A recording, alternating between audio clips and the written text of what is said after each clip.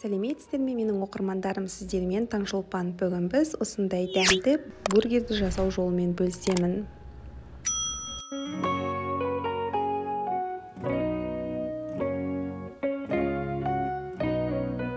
Алдымен біз жұмыртқамызбен қантымызды жақсылап араластырып аламыз. Үстінен жылы сүт құямыз, жылы су құямыз, шым-шым тұз саламыз.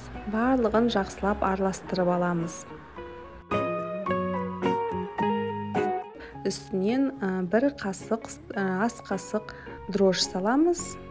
Және сұйық майымызды құямыз. Барлығын жақсы араластырып болғаннан кейін ұнымызды салып, жақсылап қамыр илейміз. Көтерілгенге дейін күте тұрамыз.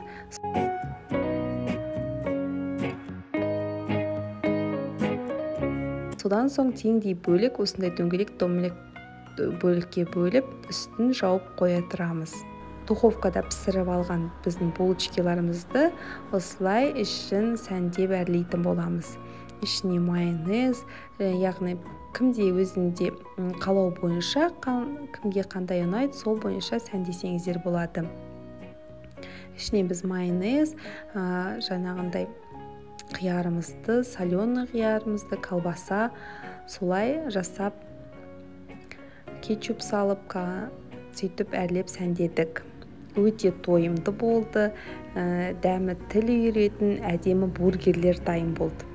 Өздеріңіздер жасап көріңіздер, комментарийде бөлісіңіздер, қалай сіздерде шықты осындай дәмді бургерларды сіздер де үйдегілерге жасап беріп қуантыңыздар.